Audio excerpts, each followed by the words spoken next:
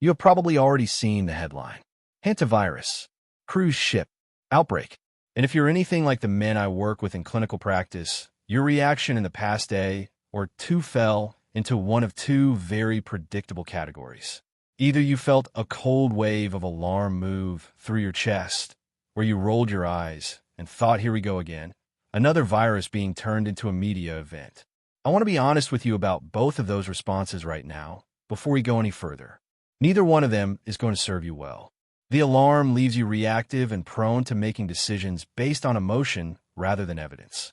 The dismissal leaves you complacent and potentially blind to a genuine risk that applies to a very specific set of circumstances in your life. What I want to give you today is something different from both.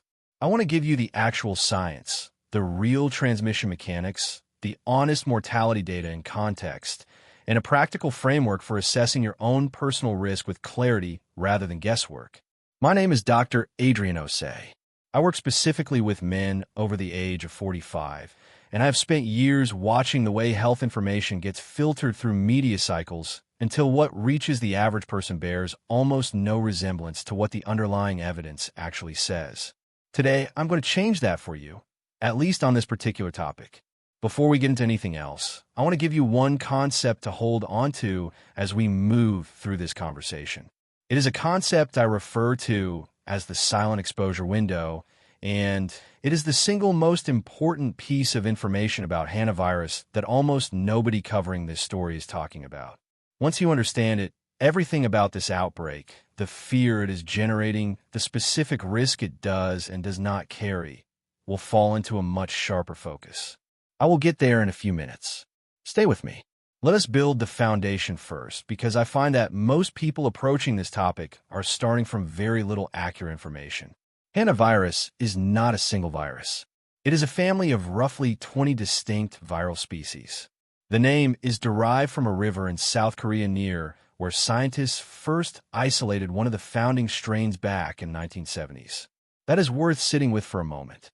This is not a novel, unknown pathogen that emerged from nowhere. It is a family of viruses that has been studied, tracked, and documented by the scientific community for more than half a century.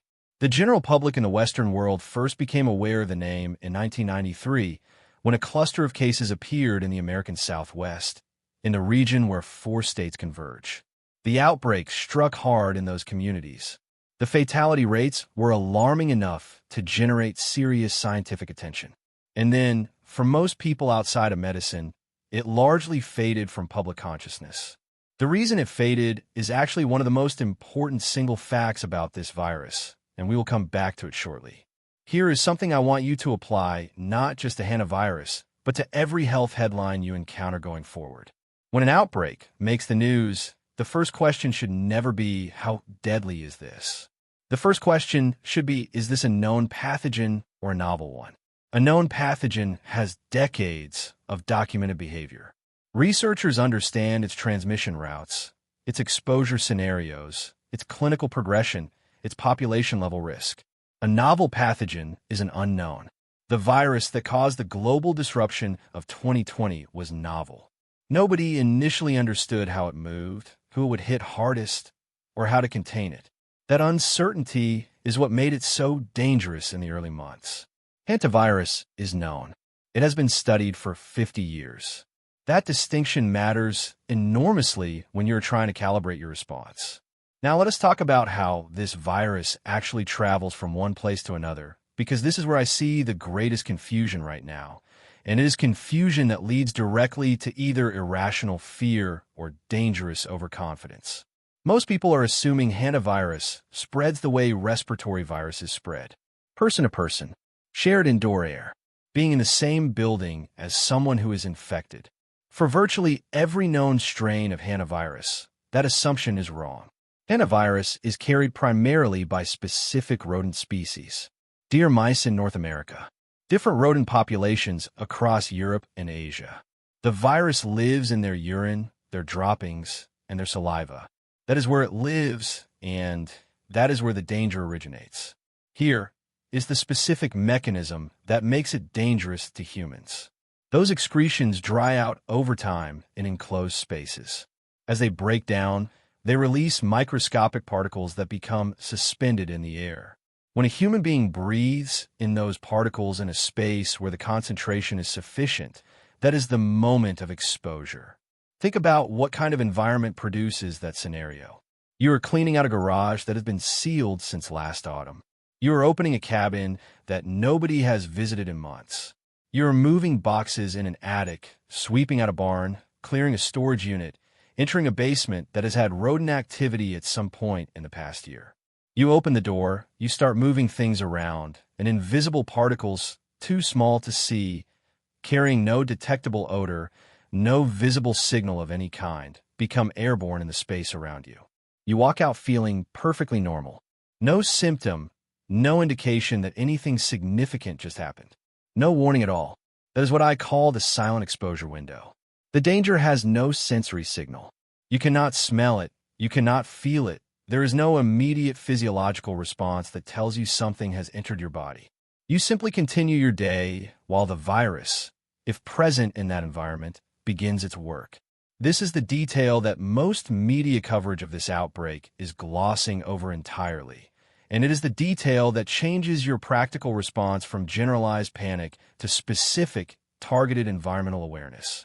So here is a concrete protocol for anyone who needs to access or clean an enclosed space where rodent presence is possible. Before you touch a single object inside that space, open every window and door available to you and allow it to ventilate for at least 30 minutes. Then put on an N95 rated mask before you enter. Prepare a solution of 1 part household bleach to 10 parts water in a spray bottle. Before you wipe or sweep anything, wet down all surfaces with that solution first. Never dry sweep. Never use a standard vacuum without a certified HEPA filter. The purpose of wetting surfaces first is to bind the particles to the moisture rather than allowing them to become airborne again as you clean. That protocol, applied correctly and completely, eliminates the vast majority of your exposure risk. It is not complicated, but it is rarely top of mind until someone is already in the middle of a cleanup situation, and by then the exposure may already have occurred. Now let us talk about what hantavirus actually does inside the body when it gains entry, because the clinical picture is something people deserve to understand clearly and honestly. There are 2 major disease presentations caused by different strains of this virus, and they attack the body through entirely different mechanisms. The first, and the one most relevant to people in North and South America, is known as Hantavirus pulmonary syndrome. It begins in a way that is almost impossible to distinguish from a routine influenza illness. Fever, significant muscle pain, deep fatigue, headache. The person feels genuinely unwell, but assumes they are dealing with something common. They rest. They drink fluids. They wait for it to resolve the way they have waited out dozens of similar illnesses before. And then, somewhere between 3 and 5 days into the symptomatic phase, something changes. The lungs begin to fill with fluid. The accumulation can be rapid. Breathing becomes labored. And in the more severe cases, that respiratory distress can progress to a critical stage within hours. Without intensive medical support, supplemental oxygen, and in the most serious cases mechanical ventilation, the decline can be fatal. The case fatality rate for hantavirus pulmonary syndrome is approximately 38%. That means roughly 1 in every 3 people who develop this clinical presentation does not survive it. The second presentation is called hemorrhagic fever with renal syndrome, and it is more common across Europe and parts of Asia. In this version, the virus targets the kidneys rather than the lungs. It triggers internal bleeding, severe inflammation of kidney tissue, and in the most serious cases, complete acute kidney failure requiring dialysis for the patient to survive. Fatality rates in the most severe strains of this presentation have been recorded as high as 50%. I am not presenting these numbers to frighten you. I am presenting them because you are an adult who deserves accurate information, and accurate information is the only foundation on which rational decisions can be built. But here is the critical question those numbers immediately demand, and it is the question that separates rational health awareness from the kind of reactive panic that leaves people worse off. How many people actually develop this infection? because case fatality rate and population incidence rate are two completely separate measurements, and conflating them is how headlines manufacture fear from statistics. Hantavirus infection is genuinely rare. Not rare in the way a highly contagious virus with moderate mortality might be considered rare. Clinically, documentably, historically rare. The World Health Organization currently assesses the global population risk from hantavirus as low. Here is why that assessment makes scientific sense. A virus can carry a 38% case fatality rate and still present very low population level risk if the number of people who actually encounter the specific exposure scenario required for infection remains genuinely small. Hantavirus does not circulate through ordinary human contact. It does not move through the air of an airplane cabin. It does not spread across a crowded room from one infected person to their neighbor. The exposure pathway is specific, contaminated rodent material in an enclosed space, concentrated enough to become airborne, breathed in by a person working in that environment. That is a meaningfully narrow window. There is one important exception worth knowing. A strain called Andes virus, found primarily in South America, has demonstrated limited human-to-human transmission in documented cases. Not efficient transmission. Limited. Every other major identified strain requires that specific rodent exposure pathway. This is why researchers and public health authorities are categorically not framing this as a 2020-style scenario. The transmission architecture is fundamentally different. Now I want to speak directly to something that applies specifically to men in their mid-40s and beyond who are watching this. Your baseline immune function is not background noise in this conversation. It is your primary defense against every serious pathogen you encounter, and there are specific, evidence-backed levers you can work on right now that directly affect how well your immune system responds when it is called upon. Sleep is not a preference. It is a medical requirement. Consistent sleep below 7 hours per night measurably impairs immune surveillance, the process by which your body identifies and begins responding to foreign pathogens in the earliest stages of exposure. This is not negotiable. Vitamin D levels deserve your attention. Deficiency in this particular nutrient is extremely common in men after 50, and the connection between vitamin D status and immune response speed and quality is well established in the research. If you have not had your levels tested recently, ask your physician for a 25-hydroxyvitamin D panel. The results will tell you whether this is something you need to address. Visceral fat, the adipose tissue stored around the midsection, drives a state of chronic low-grade systemic inflammation. That inflammation does not show up as obvious symptoms in daily life, but it quietly and consistently slows the immune system's ability to respond to acute pathogen exposure. This is not an aesthetic concern. It is a functional, physiological concern with direct implications for how your body handles serious illness. If you have existing chronic conditions, particularly kidney disease, hypertension, or anything that affects baseline organ function, please have a direct conversation with your physician about any changes to your health routine. That is not a standard disclaimer I am inserting for legal reasons. Your specific medical history genuinely changes the priority order of what matters most for your individual health optimization. I want to address something that experience tells me is going to happen to a significant portion of the people watching this. You're going to hear the phrase low global risk, and you're going to interpret that as not my problem. Nothing changes for me. I can disengage entirely. And I understand that impulse. But here is why that logic carries a real danger of its own. The people who tend to elevate their individual risk the most are not the ones who are currently anxious. Anxious people are, somewhat counterintuitively, often the most alert. They are washing their hands. They are paying attention. They are cautious. The people who genuinely increase their own exposure risk are the ones who hear low global risk and stop processing entirely. Low global risk is a population-level statistical average calculated across billions of people living in enormously different circumstances. Your individual risk is determined by your individual exposure context, and those two numbers can be very far apart. If you work in agriculture, forestry, construction, and older structures, pest control, environmental field work, or wildlife management, your daily exposure context is categorically different from someone working in a modern office building in a large city. If you live in a rural or semi-rural area with known rodent activity on or near your property, your risk profile is not the same as someone in a high-rise apartment. If you have any enclosed space in your life, a cabin, a barn, a storage unit, a basement, a garage, that has not been thoroughly cleaned in over a year and where rodent activity is at least possible, this conversation is directly relevant to your specific situation right now. So here is a 3-stage practical protocol for anyone who falls into one of those higher exposure categories.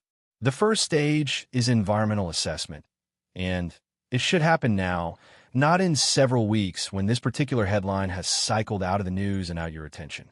Identify every enclosed space in your life that could plausibly have had rodent activity. Look for the indicators: droppings, nesting material, gnaw marks on surfaces, or store materials. If you find evidence of significant activity, do not clean that space without the full protective protocol. For heavily contaminated spaces, professional environmental remediation is a worthwhile investment, both financially and in terms of your health risk. The second stage is the cleaning protocol itself, and the sequence is non-negotiable. Ventilate the space first and wait at least 30 minutes before entering.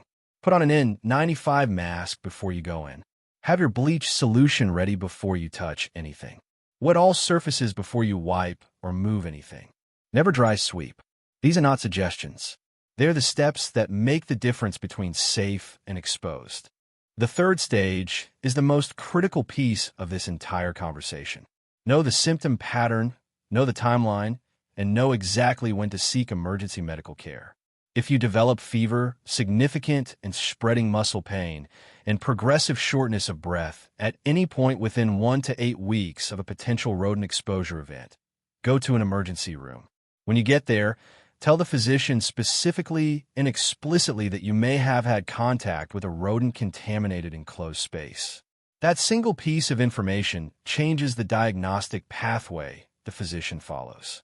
It can redirect the workup in a direction that identifies the problem earlier.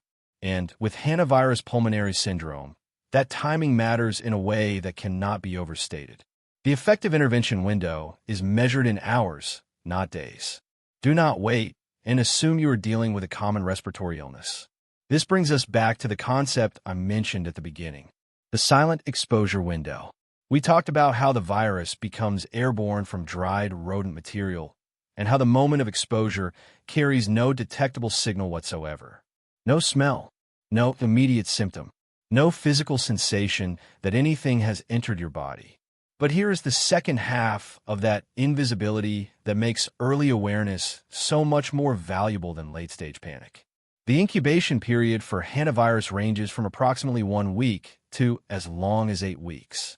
1 week to 8 weeks between the moment of exposure and the appearance of the first symptoms. During that entire window, the person carrying the virus feels completely normal. They go to work. They exercise. They spend time with family. They have no indication that anything is happening inside their body. And then symptoms emerge, often suddenly, and in the case of the pulmonary syndrome, often already at an advanced stage. This is the feature of hantavirus that makes awareness matter more than any other type of response. Panic serves no function during a silent 8-week incubation period. Panic cannot identify an exposure that already happened. Panic cannot recognize symptoms early enough to act on them effectively. Awareness does all of those things. Knowing your exposure environment, knowing the symptom pattern, knowing the specific decision point for seeking emergency care, knowing what to tell the physician when you arrive. These are the pieces that actually change outcomes with this particular virus. And these are the pieces that the vast majority of news coverage is not giving you. To close, here is what I need you to take away. You do not need to cancel travel plans. The cruise ship situation is under active investigation by public health authorities who are specifically examining the rodent control protocols aboard that vessel. The risk to individual passengers based on current evidence is extremely low. You do not need to change your daily routine in normal indoor environments or begin wearing a mask in ordinary circumstances. Hantavirus does not spread through routine human contact.